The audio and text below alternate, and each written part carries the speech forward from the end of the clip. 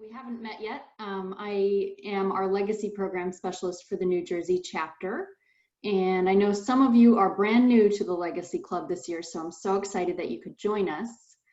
The Legacy Club is folks like you who have made a provision for the Nature Conservancy in your estate plan or have established some sort of income gift like an annuity. We are so grateful to all of you. And so glad that you could join us. I'm so sorry that we're not enjoying eggs and pancakes and whatnot, but this seemed like the safer way to go this year, and hopefully we'll be together over coffee again next year. So before we get started, the best way to view Barbara's presentation will be to go up to the top right corner of your screen where it says View and select Speaker View. And if you have any questions throughout Barbara's presentation, you can either chat them in the little chat window, or you can type in R for raise your hand, and we'll unmute you, you know, when Barbara's probably done. And we'll also, you know, have free Q&A time after, so feel free to wait until then. And I think that's it. We're ready to roll. Okay, so let me just welcome everybody to, it's sort of an annual event now where I try and share one of my travels and talk a little bit about the Nature Conservancy's work in that area. And so it's a nice way to kind of illustrate some of the stuff we're doing. And I will tell you that this is a video. Now it's only, I think, 14 minutes. So hold your questions till after, because the video will just keep going. So put like Kelly said, you could put an R in the chat box, and that means you're raising your hand. And as soon as we're done, we'll start taking questions. And I encourage you to ask me questions, because I love talking about our work. I love talking about my trip. So please don't be afraid to ask questions, okay? This trip was the result of the fact that my husband, Tom, and I have been married now for, well, now it's 52 years, but it was our 50th anniversary. And we said, okay, what do we want to do for our 50th anniversary? And one of the big things that came up was, boy, I'd really like to go to Cuba. And so we started looking for how we could go to Cuba. There weren't a lot of options. You know, still going to Cuba is still challenging. But we found a cruise. Now, I am not a cruise fan. First of all, I get terribly seasick. And I just have visions of Poseidon Adventure. Do you remember that movie? Well, that pretty much scared me away from cruise ships. But it was the only way to go to Cuba. And this was back in 2019 in March. If you remember back then, Cuba was still open. And shortly after our trip is when they closed it back down. So I was very lucky. We got to do this. We also, as a part of the package of the cruise, there were 3 other countries involved. So I'm going to take you a little bit through the tour, and you'll see a map of where we went. We started from Miami, and then got on board and went to Honduras first. And in Honduras, it was actually on one of the Bay Islands called Roatan. And so you'll see some pictures from that. From there, we got back on the ship and we went to Guatemala. And while we were in Guatemala, we were able to take a boat ride to see some really interesting areas, which you'll see in the video. And then the third country was Belize. So we stopped in Belize, and it was really one of those islands off the coast. It was a cay that was sort of developed by the shipping companies so that there was a place where the ship could dock, bring people, you know, to see different things, but it was pretty much an enclosed area. And then from there, we went to Havana. So that's what the video is about. Like I said, it's only about 14 minutes, and I am going to share my screen. Okay.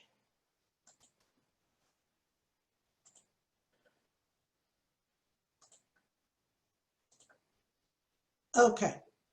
So I will hit the go button and you'll see this first picture is in Miami when we were just celebrating arrival. So of course we had a couple of nice drinks out by the pool. I was ready for my trip. The beautiful view overlooking the Caribbean Sea. And here we are on our 50th anniversary at Joe's Stone Crab. If any of you have been there, it's like the best place in the world for stone crab. We took off early in the morning and the sky was ominous, but luckily it was pretty good. Here's our trip, taking off from Miami, going down to Roatan, then to Guatemala, and then to Belize, and then back up to Havana. This is the ship. It's an Oceania cruise. Holds about 1,250 people. Our first stop, the Bay Islands, Roatan of Honduras. We got to go to a place called Mayan Eden. We had lots of interesting animals to see. The good old capuchin monkeys were about. That was a scarlet macaw, the first one. Keel-billed toucan. Some of the wonderful neotropical birds. This is a kinkajou. It's related to the raccoon family. You can see from the eyes. Another name for him is honey bear. This is a young one. Kind of cool. My smile just tells you how happy I was to have that little bear. This is a butterfly cage where they raise different species of butterflies in Central America. If you've ever been to Central America, there's an awful lot of butterflies. This is the owl's buckeye. Love this one. Lots of colors and lots of fluttering around. Lots of beautiful flowers. Then we went to a place called the Iguana Hideaway. We had green iguanas that were just wandering on the pavement. We got to feed them with leaves. They're herbivores. So we got to just kind of hold leaves down there and let them munch on it. This is a young one, kind of cool. Again, I'm most happy when I'm holding some sort of creature. This is a snapshot of the Mesoamerican Barrier Reef. It's actually the second largest reef in the world after the Australian Great Barrier Reef. Then on to Guatemala, the heart of the Mayan world, where we got onto this small boat. It was raining, and we were headed to the Rio Dulce, which is an area that the Nature Conservancy has done a lot of work on in the past. We went through some of the small villages. This is a great mangrove. Those mangroves are really important in terms of protecting the seashores. And of course, magnificent frigate bird, which is a wonderful bird. These are some immatures and females, and also some neotropical cormorants mixed in there. A Caspian tern that was banded. That was pretty cool. I couldn't help to wonder who was banding it and for what. Black vultures, we've seen them around here now. Lately, they've kind of moved north. This is a Garifuna town. The Garifuna is a culture, a native culture in Livingston. You'll see this pile of fish. What they were doing is they were preparing the fish. In order to keep it for a longer period of time, they gut them and then they salt them. So we were watching this man who was actually salting and preparing the fish. And so that fish will stay for a long time. We took a ride down the Rio Dulce Canyon, and it was just amazing. This cliff here, especially, The New Adventures of Tarzan, which was filmed in 1935, was filmed here. And then we went into the national park. The Nature Conservancy actually helped to save that park, or create that park. Little jacana walking on water on the lily pads. Some purple gallinalules. These are ones we do see in New Jersey on occasion. The coot, they're pretty common in New Jersey, especially southern Jersey. I love the white water lilies. And then they had pink ones. These are like shockingly pink water lilies. I really wanted to bring them home, but I didn't. Yellow-crowned night herons were all along the edge looking to fish.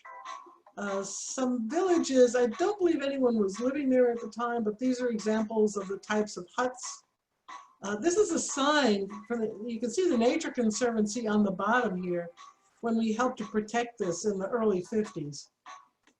This is a lovely water lily. It was growing right out of the water. This is a great black-crowned night heron.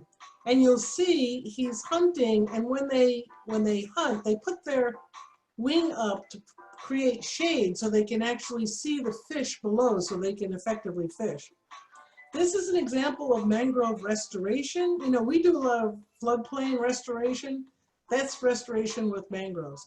This is a banana boat. Honduras is a major supplier of bananas. This is the Harvest Cay in Belize.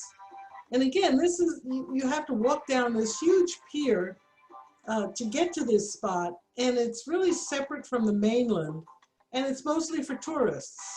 They do this so that they can keep people captive and make sure that it's a safe environment.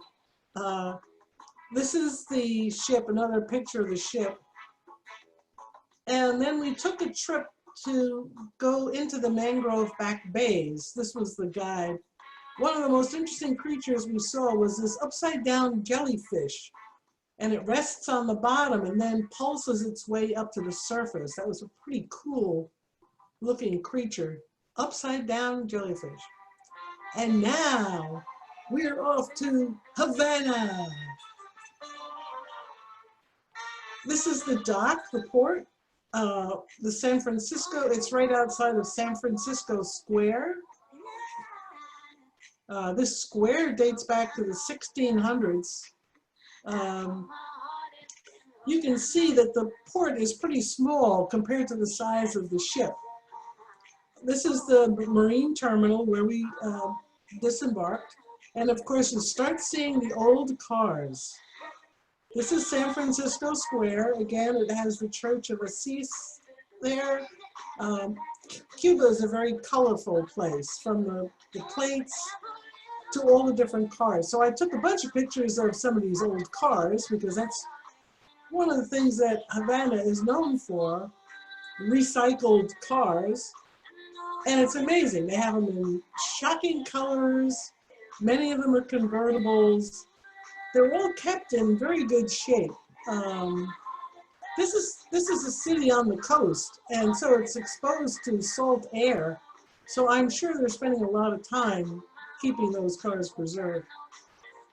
This is just a picture of the plaza with the church in the background for that square. Again, this is old Havana, and it's really a very colorful place. This is our guides, these two gentlemen. One of them is a chemical engineer, took us around in this 55 Chevy to do the tour. So we had the whole morning with them. It was really cool. Look at how he fixed up his car. This is a very old car, and yet he found a way to hook in his smartphone in the lighter. I thought that was pretty creative. So we enjoyed this. This is part of old Havana, the buildings that are multiple colors and just a beautiful area. This is the Capitol building, which was built in the 20s, and it was modeled after our Capitol in Washington. This is the Mercury statue. It was on top of the old Commerce building when they had a stock exchange. This is the Bacardi building, built and right at the Revolution, they had to abandon that building when they had to move out. Everything was went back to the government. There's a Chinatown that's left from the Chinese that were brought in to work the sugarcane fields. You'll see all along the streets, they have these wonderful little bike carts. And this one's one of my favorite, the coconut cab. So these people who do the tourism thing were making more money than professional jobs. This is the Jose Marti Memorial. This is right on one of the corners of a very large square, which in '59, when Castro took over, turned this into the Plaza of the Revolution. And you can see some of the pictures of some of the revolutionary famous folks, including this Che Guevara, who were part of that revolution in Cuba, and again in the late 50s. This is one of the few kind of unusual birds, a red-eyed robin, which was kind of cool, and also a red-tailed squirrel. These are squirrels that actually escaped from the zoo, and they started to multiply. So they're now an invasive species in Havana. This is a banyan tree. If you've ever seen these, they're really impressive. Large with these dropping roots. Here's a wonderful place just outside of Cuba I suggest you go to. A guy named Jose Funder started by making these ceramic coated surfaces. Funderlandica is named after him, and it caught on. Everybody enjoyed these very colorful ceramic art pieces, and this rapidly became an artist colony. So a lot of people moved in who were artists. There's many small art shops that you can go and buy really unique things, and the prices were reasonable. But everywhere you looked, there was this color, this art. This is my favorite, the lizard here that has a camel back, and it looks like it has boots on. But it was just amazing. Everywhere you looked, there was a different display. And they're continuing to expand it. Everybody's found that this makes this a tourism hotspot. And so it attracts a lot of people to come and spend their money here. This was a very rundown area of town before they started doing this in the 70s. And again, this is the entrance to somebody's house. You know, so everywhere you looked, they created these things. This is the maternity hospital. They actually have a very good healthcare system in Cuba. And of course, wouldn't be complete without the Hotel Tropicana. Unfortunately, the guard would not let us in that day. Some days it's open and some days it's not. We had no reason why, but we couldn't go in. This is the American Embassy. This was open while we were there, and then shortly after our trip, they closed it down. This is located right on the edge of Havana Bay. This is some of the architecture that's really unique there. But what we found was a lot of these buildings were abandoned, and they were just decaying and rotting because they were owned by the government, and the government didn't have money to upkeep them. This is the Jesus Christ statue that overlooks Havana Harbor. That marble came from Italy, was carved in Italy, and then brought to Havana in pieces. Now that whole waterfront is a 5-mile breakwater that was built in the early 1900s with the Army Corps of Engineers when we were still friends with Cuba. And here's a wonderful example of a Cadillac. I remember these when I was a kid. And a pink car. Who doesn't want a pink, car that's a convertible? So that's the Cuban flag. That was my trip to Cuba. I think we're right at the end now, so I can shut this down. Okay, so that was my great tour of a little bit of Central America and the Caribbean. I wanted to tell you a little bit about our Caribbean program. For those of you who are aware, I actually spent about 7 months last year as the managing director of the Caribbean program. There was a need to fill a position until they could find a permanent replacement, and I volunteered to do it. I wasn't, I don't think I was aware it was going to be 7 months.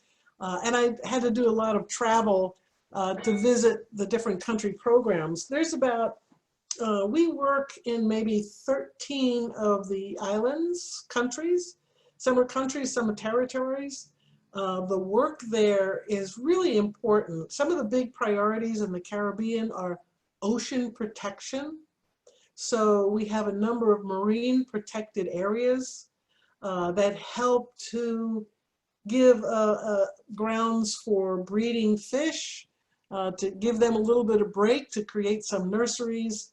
So we have a large number of those projects that go on. We've taken a sort of a financial approach to some of these, where countries that are in deep debt. So for example, what just happened lately is Barbados had a huge national debt. And what we can do, we have a group within the Nature Conservancy called the Nature Vest. They renegotiated the debt, and in return, the country gets to have a lower amount of debt to pay back. And in return for that, they agree to protect or create marine protected areas for 25% of the country offshore area. So they get two benefits. One, they pay less money, and out of that money that they save, a portion of that savings goes toward the management and stewardship of those protected areas.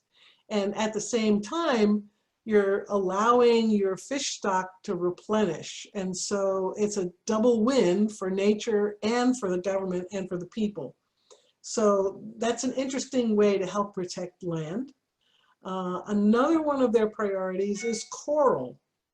So we have a huge coral network.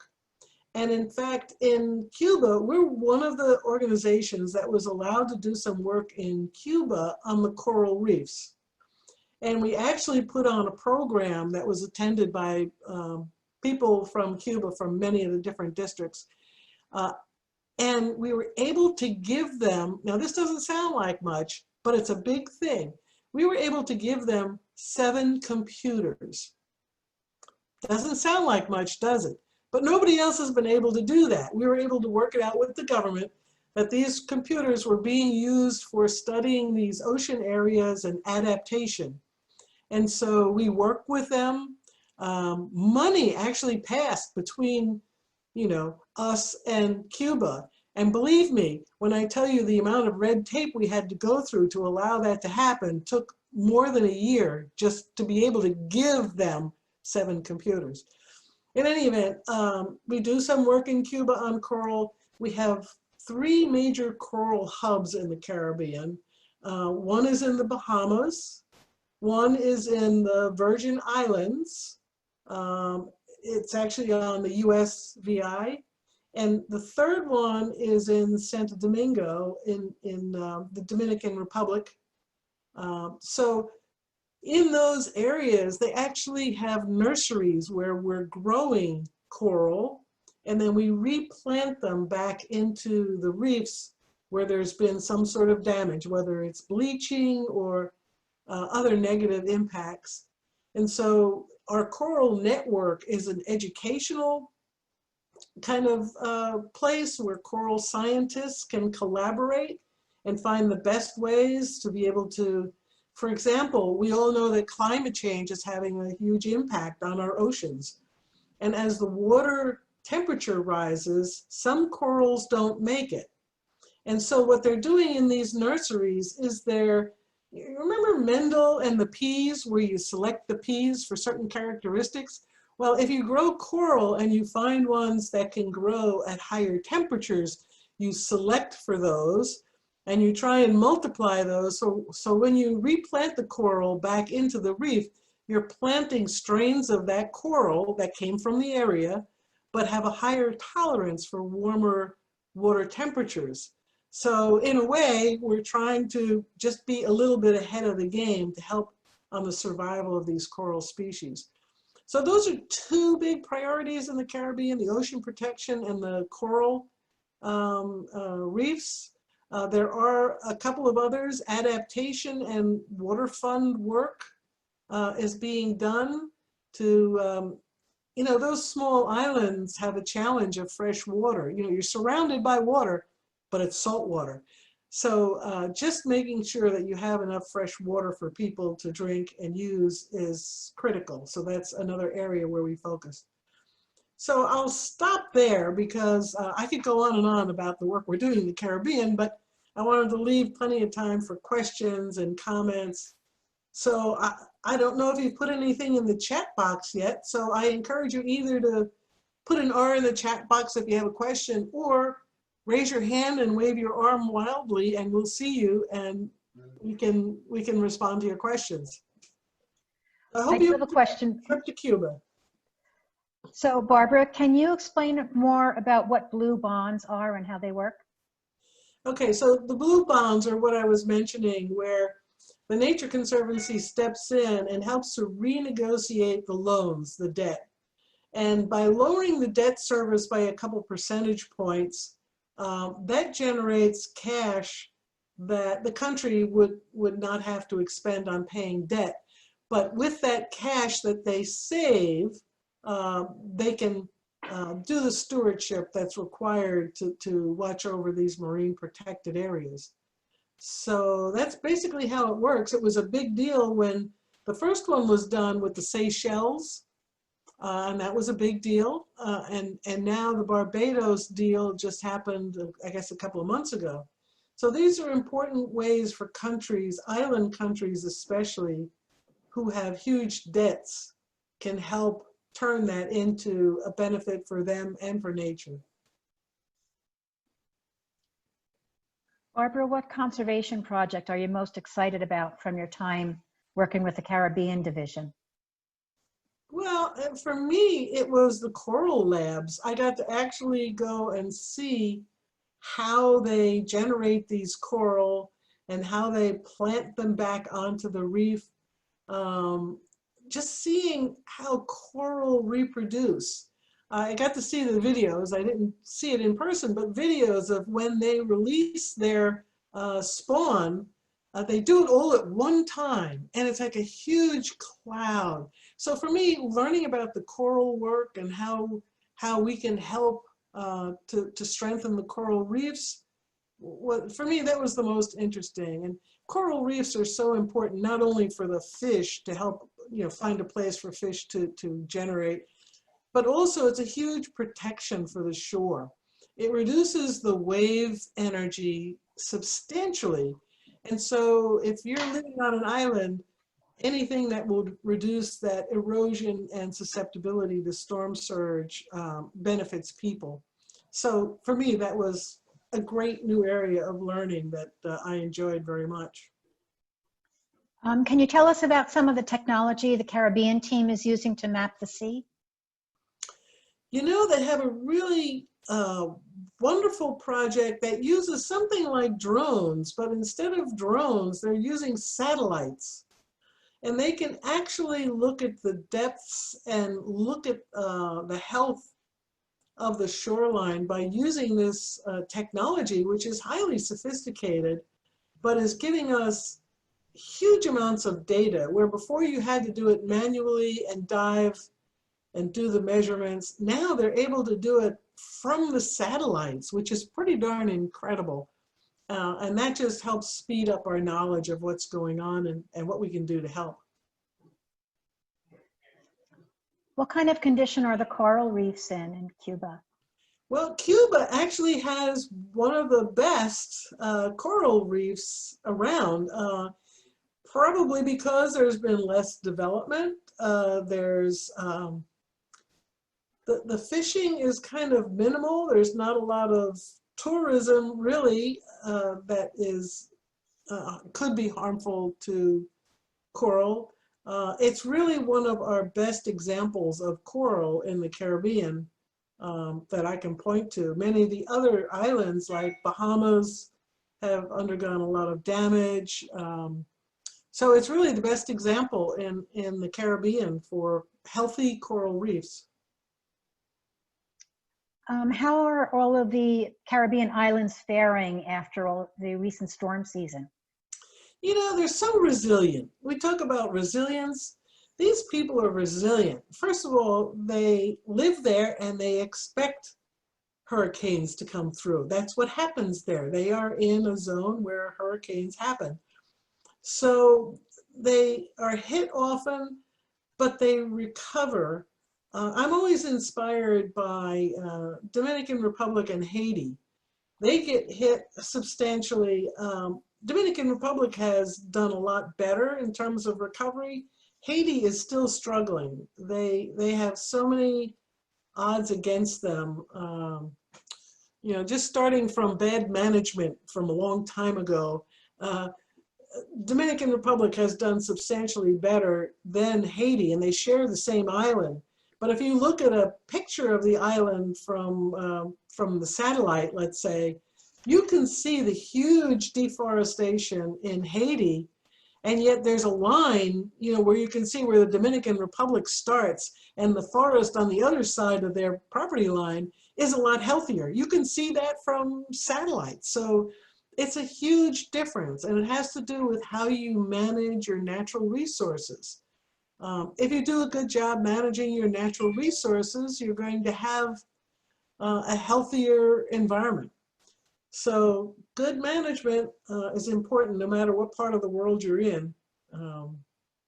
Lots of challenges in the Caribbean. There's many countries, so trying to do something for all the countries at one time is pretty hard because every government has different rules, different standards, different history. Of course, they were a part of the big slavery trade early on, where most of the Carib nations now are a mix of people from Africa that were brought in to work the sugarcane fields. Sugarcane is still a big, important part of their economies. So their histories are just full of outside influence that has come in and had an impact on their countries. Okay, I have a question for Kelly now. How do I make an IRA rollover gift by the end of the year? Oh, sure. Yeah, those are a nice way to reduce income tax. If you are 70 and a half or older, you can contact me or our gift planning team, and we can provide you with sample letters to request from your IRA administrator. The thing is that to make a rollover gift, it has to go directly from an IRA to the charity. Otherwise, you'll end up owing income tax if it comes to you first and then make a gift. So you would request that your IRA administrator do a qualified charitable distribution directly to the charity. And then we would provide you with an acknowledgement letter, you know, for your tax purposes. And you can communicate with me about how you want your gift used if you're considering making any sort of gift like that. Thanks, Kelly. Another one about Legacy Club. Great. Someone has a friend interested in joining the Legacy Club. What should they tell their friend? Oh, that it's easy, and there's a bunch of ways to do it. As simple as filling out a beneficiary form on a retirement plan or an insurance policy or a bank account. There's a million ways to do it. So please feel free to tell them to get in touch with us, and we can discuss options that would fit them best. Okay, thanks. Now I have another question for, go ahead, Barbara. No, just asking, other questions on the work in the Caribbean? I have a question about food in the Caribbean, food in Cuba. Ooh. So what's the question about food? What's good to eat there? Oh my. Well, you know, it's an interesting thing that each island has its own culture. So when you go to Jamaica, you know, you have the patis, you have beans and rice. Beans and rice, red beans and rice were pretty prevalent across most of the islands. But Jamaica is different. They have a strong African influence, and the food is very spicy. But you go to the Bahamas, and it's a lot more fish. You actually get the spiny lobster, which is pretty cool. It's not like our, Maine lobster, but the spiny lobster is pretty cool. And let's see. Dominican Republic was quite interesting. They had, their cuisine was different from all the others, and a lot of like bananas and fruits, a lot heavier on the fruits in the Dominican Republic. How many of you have been to one of the Caribbean islands? All right. It's a great place to visit. I'm not sure I want to live there, but it's a great place to visit. And like I said, if you go from island to island, and there's so many different choices, just depending on what country was involved in their early development has an impact on what their cultures are now. The languages are different across the Caribbean. So when we would have meetings of the Leadership Council, which were the business unit directors from each of the islands, it was an amazing experience because everybody brought their culture and their what's important in their country with them. And so we would learn from each other. But it was so diverse and so culturally different that it was a wonderful experience to learn about all these different cultures. I mean, when you talk about diversity, there's lots of diversity there, and a number of our business unit leaders in the Caribbean are women, very strong women. And so it was a pleasure to see the interplay between the business unit directors. The conversations were always tremendously interesting, and they brought their whole histories with them. So yeah, just a great place to visit. And you can take your pick on what kind of culture you want to visit and enjoy each one of them. Well, we don't have any more questions in the chat, but we'd like to ask everyone to turn on their videos. We do have more time. So put your video on, unmute yourself. We can pretend we're all in a room together like we used to be. And just go right ahead and ask your questions. Here's one. What did you miss most about the New Jersey chapter when you were in the Caribbean? Well, that was interesting because I was doing a lot of travel, and I typically do not travel that much. But if you're running the Caribbean, you kind of have to show up and work with the people. And so I was back and forth a lot. I was not in the New Jersey chapter very often, but when I was, it was like a crash course in, okay, what did I miss? What's going on? What's new? But my team is so strong. I have a leadership team and my executive team with Bob Allen, who probably many of you know, Carrie, Susan Jacoplik. These people are professionals. They've been doing this for a long time. I'm very happy to say we've had very low turnover in leadership. So we have I have a strong backup team. I really don't even have to show up to work, I can let them do it all. That's what I learned while I was in the Caribbean. You could just sit back and let them continue to run it because it ran pretty darn well while I wasn't here. We were able to finish our campaign. All of you are aware of our campaign for the real nature of New Jersey. We just finished that in June, and we ended up raising about $87 million over the last 7 years. We exceeded our goal of 80 million, so we ended up at 108.8% of goal. We achieved 7 of our 10 conservation goals, and it would have been 1 more if it wasn't for COVID, because we had a goal of 100,000 trees planted in the floodplains. We had it set to do that in the spring, but everybody had to stay home. So we just missed that goal. But I blame that on COVID. So I'm taking it as we would have won that goal. We had some real growth in our organizational health. So while I was gone, the chapter lived on and did a great job without me. So that was a good piece of learning for me as well. Barbara, would you say, well, I better get closer. Barbara, would you say something about the people in Cuba? I've read a couple of books and they seem to be in an interesting place. Yeah. Well, it's very interesting because I was mentioning the two drivers that we had. One of them was a chemical engineer. The other one was a professor. The chemical engineer makes about $65 a month. You know, all the salaries are paid by the government, so they have extremely low salaries. There is available food that they share.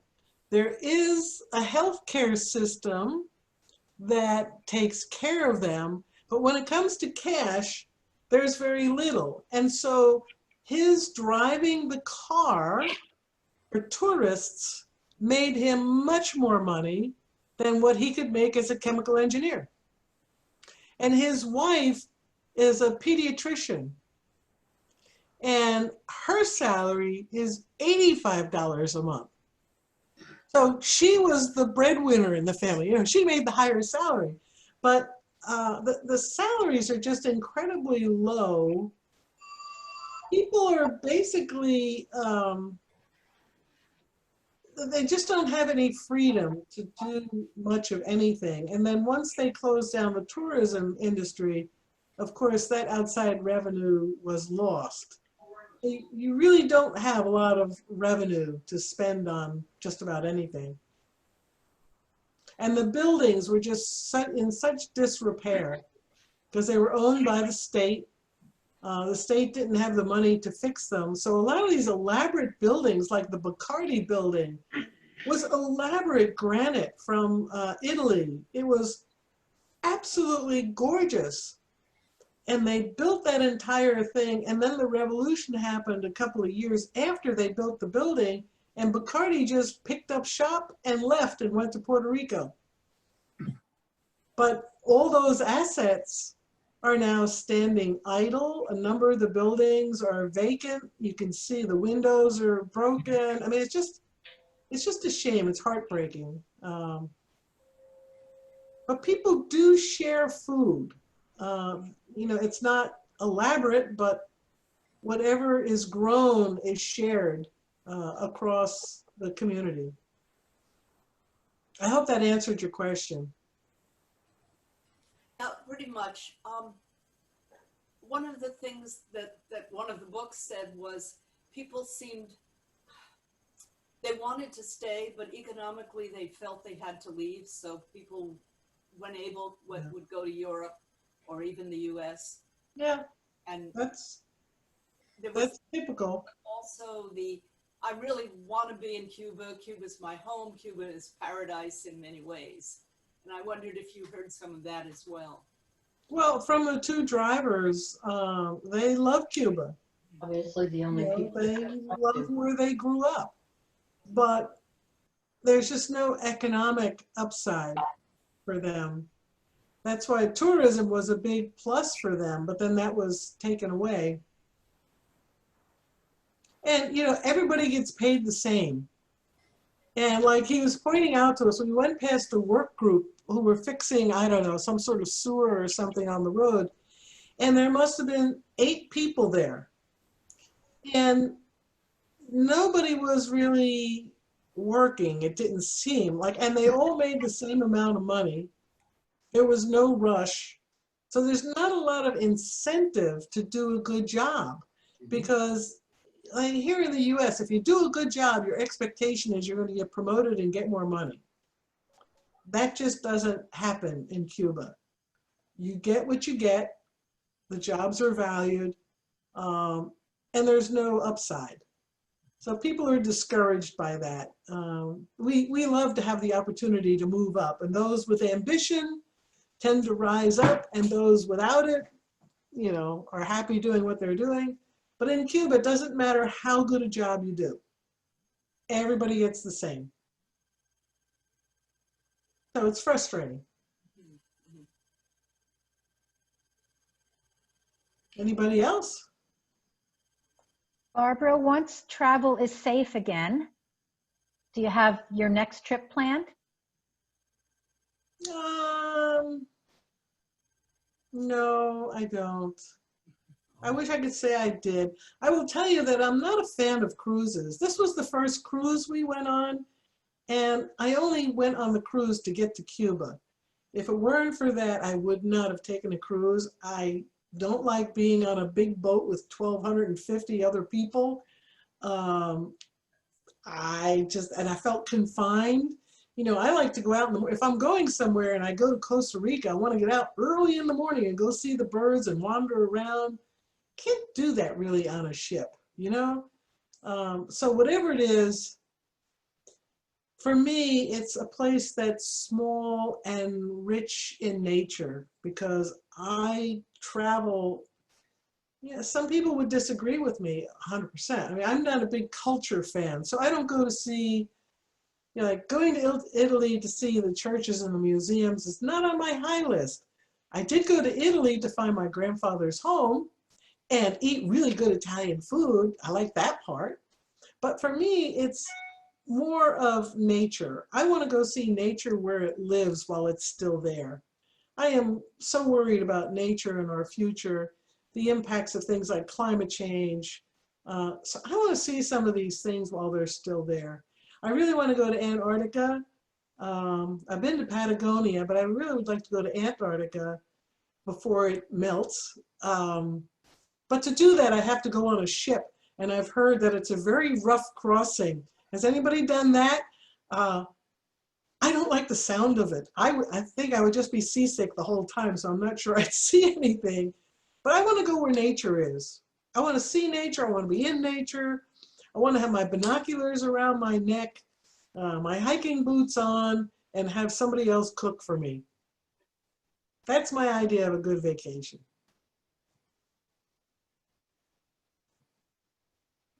Here's another question about Cuba. Did the environmental scientists get to communicate with scientists outside? Well, our little group, we have a woman, Jimena, who was the Cuba program director, and she was accepted as a native, you might say. And so she was able to work with their scientists on adaptation. She's the one who brought them the computers so they could do modeling and that kind of thing. So they were open to accepting her because these were all government employees that she was working with. You know, everybody works for the government there. So she was accepted because she was a native. But in general, they resent people coming in from the outside. They would prefer to remain isolated. So I would say there's not a lot of interaction, but just the fact that we were able to get our people in there to work with their scientists, to me, says a lot about why the Nature Conservancy is effective. Because we work with everybody. It doesn't matter, you know, what your beliefs are or whatever. We're focused on conserving the lands and waters we all depend on. And so we have entree into places where others might not have entree because we work through science. People know that, and they know we're non-confrontational, we're non-partisan. So that's one of the biggest positives for the Nature Conservancy is we're accepted as scientific partners. And that's a critical part of our success. We would not be as successful as we are if we didn't take that very clear stand on how we work with others. That was a long-winded way to say it, but I really believe that. That's the key to our effectiveness, working with everybody. Everybody has a role. Everybody has a voice. Some are louder than others, but everybody has a voice. Anybody else? A lot of you all have done a lot of traveling. I'm just wondering if anyone has a suggestion for Barbara for her next big nature trip. Where to send me? Where do you send Barbara? I have a couple, Barbara. Okay, where do you want me to go? One of the places you would really love is the Pantanal in Brazil. That's on fire. Brazil's not on anybody's travel plans right now, but I actually have done that. So I have done the Pantanal. I loved it. yeah, just the wildlife and everything there was just, it was just an amazing place for the Yep. diversity and density of wildlife that existed there.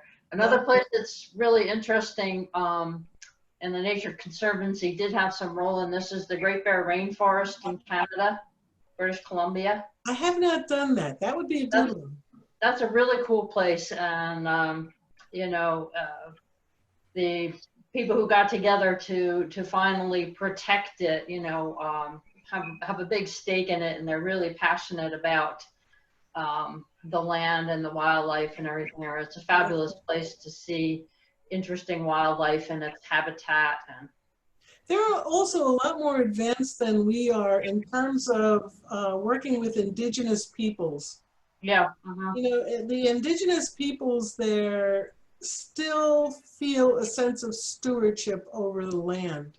Yes. And it's inspiring, and it's unfortunate. I think of our indigenous peoples here in New Jersey, and we've been talking with them lately with the Lenni Lenape Munsee sect, and the people specifically for northern New Jersey is the Turtle Clan of the Ramapo Indians. And I knew very little about them, but there's a huge history there. And do you know that there are 2 Indian reservations in northern New Jersey? no, I didn't know. I didn't even know we still had any Indians, Native Yes. Americans left. Substantial size reservations in the Ramapo Mountains. And we met with the chief, interesting guy. We're getting to know them a little better. We're encouraging them to use the lands that we've protected, that once were their lands, allowing them to hunt on our lands, which were their lands, learning from them and their culture. There's a rich history there that we know almost nothing about. That's true. But in Canada, it's a lot more advanced than what we're doing here. And I think that's really important. One of the things we noticed when we were there, we got to talk to some of the younger people, and they tend to, when they get older, they tend to go off to college. But as opposed to a lot of other places, they come back and they work to preserve their culture and their heritage and their land. And it's a really good thing to see. Yeah. And we've lost so much of the indigenous people's culture here in Eastern US. It's just such a shame when I look back on our history. Nothing to be proud of, I'm afraid. Nope, that's true. That's true. Where else do you want to send me? The only thing about the Great Bear Rainforest you should be aware of is that most people do go by boat. Oh, But that stops me from so many things. And I went on this cruise, even though I really didn't want to go on a boat, but the greater goal was Havana. they go through the fjords, and the water is glass smooth. Seasickness is not an issue. Trust me, I am really sensitive. I've heard that before. All right, we've got Marion, a question. question? We've got a question from Marion. Yep. The thing about traveling by boat in British Columbia is that you can take a ferry, which is not a giant cruise ship. I like that You better. take like an 18-passenger small boat, and Nice. which my husband and I did, maybe 20 years ago. We thought we would take the boat from the northern tip of Vancouver Island up to, I guess, Port Hardy. And then we decided to just stay on the ship and sail back down. And you just sort of drift up through this inside passage with the trees on both sides and the orcas, and Yeah. it was as wildernessy as my husband was capable of. Nice. But once we did that, I started to go off with a friend to Alaska, which you've probably been to Alaska. Yes, been to Alaska. Which is what one knows as vast. And flying over those serpentine rivers, my last trip was up to Prudhoe Bay. Nice. And then ride down the highway, which unfortunately was already being paved, but that was okay. So I just loved every trip to Alaska and spending time watching bears and going along the water and seeing those vast forests. Yeah. Beautiful place. We need Well, to the other preserve place- it. The other place in Canada, I don't know how many of you have been there, but to go to the Hudson Bay and go to see the polar bears when they are walking through town and going to the ice floes to hunt for seal. We did that when I was working in Canada for a couple of years when I was with Johnson & Johnson, and I was able to go there. And seeing polar bears is incredibly impressive. I also got to see a gyr falcon Oh, yes. that was feeding on a dead seal on an ice floe from helicopter, which was like, wow, was that memorable. So yeah, any place I can go for nature, and that's my idea of fun. Yes, yes. So energizing. Yeah. Well, it gives you hope because, forget everything that's going on with us human beings because we're dysfunctional a lot of the times. But when you see nature, it's functional. It's about survival. It's about making sure they have adequate food. It just, for me, it's so real when you're dealing in nature. I feel I can commune with nature. I can't always commune with other human beings, but I can commune with nature. Barbara, were you able to see any birds on your drives around Havana since there are so many endemic birds in Cuba? I took that one picture of the robin. To be honest, we were in that 55 Chevy and you really couldn't get out and do a lot. So I did not, what I really wanted to do is go to the forested areas to see some of the birds, but we couldn't do that. That's just not allowed in Cuba. Maybe that's why they have so many endemic species that are still there, but it's hard to get a tour where you get to outside of the cities. So no, unfortunately, that was my only bird picture.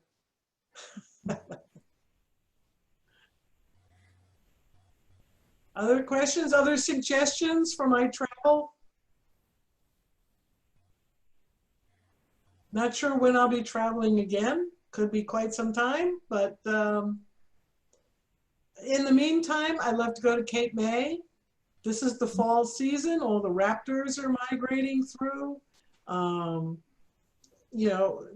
in New Jersey, there are plenty of places to go. And I have an electric car, so I feel less guilty about visiting these places. I was talking to Barbie before. She took some great pictures of horseshoe crabs you were at Sandy Hook, right? Going to Sandy Hook is a marvelous experience, especially now during the migratory season. There are so many places in New Jersey that are just amazing. If you want to see nature, we got it. We got it all. We got the seashore, we got the mountains. Have you been to Iceland? Yes, I did go to Iceland 2 years ago. Yeah, I'm going to circumnavigate next year, and I'm looking forward to that. I've been to Reykjavik and the Golden Circle, but yeah, I think that's really worthwhile to see. I'm more a culture person myself, and but I'm looking forward to the birds and the volcanoes. Well, there's not a whole lot of birds there, but the seabirds, the sea colonies. Birds, yeah. The Navigate. puffins, you know.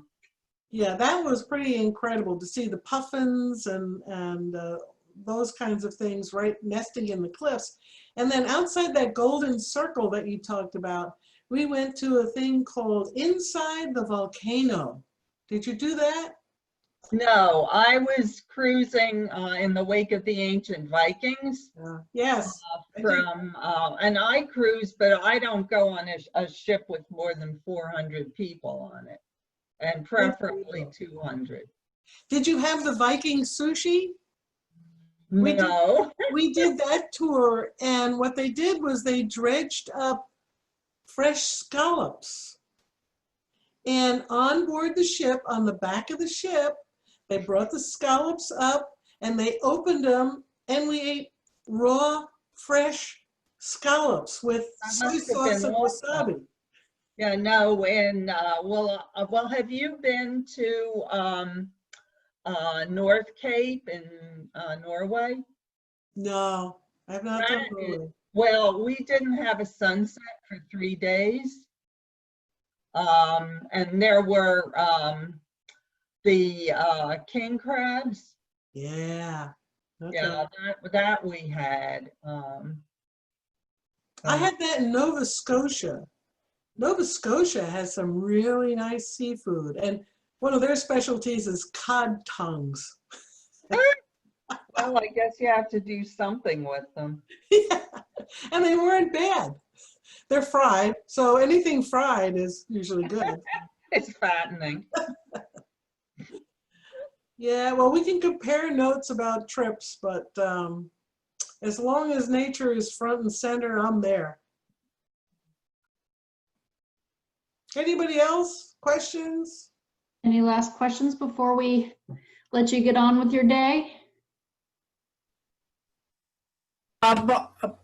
No, where'd I go? Susan, did you have a question?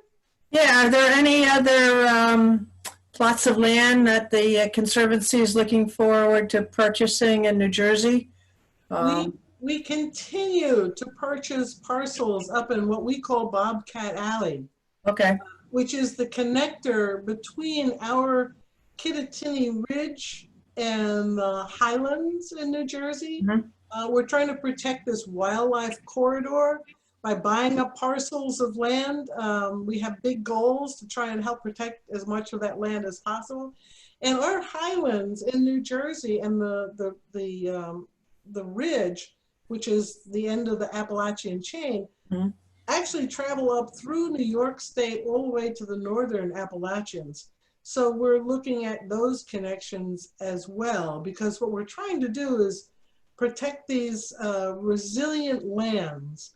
And when we say resilient lands, what that means is as climate change continues to warm, what our creatures are doing are moving north and moving to higher elevations. So what we're trying to protect is those resilient corridors that give pathways to these creatures to move with the change in temperature. So that's a really interesting concept. And so it's caused us to kind of focus on these areas that we call resilient areas.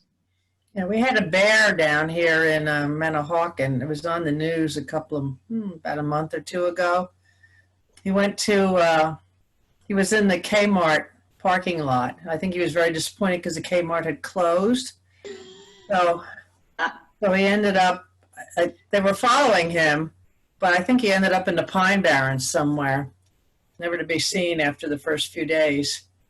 Well, you know, the Pine Barrens are an awfully big part of New Jersey. It's 1.1 million acres. Mm-hmm. And it's highly protected from development with the Pine Preservation Act. Mm-hmm. Well, the core area is highly protected. Yeah. The outside edges, less so. They've been controversial, but a good part of the Pine Barrens at least has some sort of protection. Mm-hmm. And that's what we did also with the Highlands. You know, the Highlands are protected through the Highlands Act. And, you know, about a third of New Jersey is protected land, which I find very interesting because we're one of the most developed states in the United States. We're projected to be the first one to reach build out, but New Jerseyans really care about their protected space. So a third of the state is protected.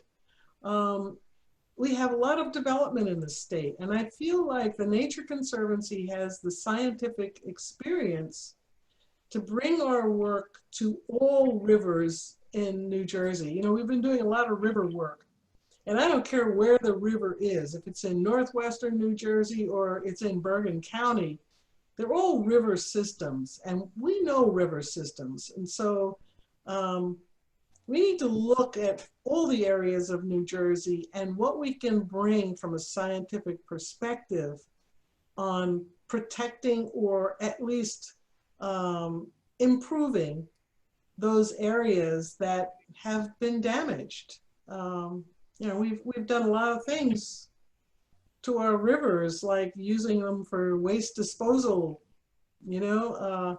So there's a lot of stuff that I think we need to look at what we can do to improve the environment for everybody in New Jersey.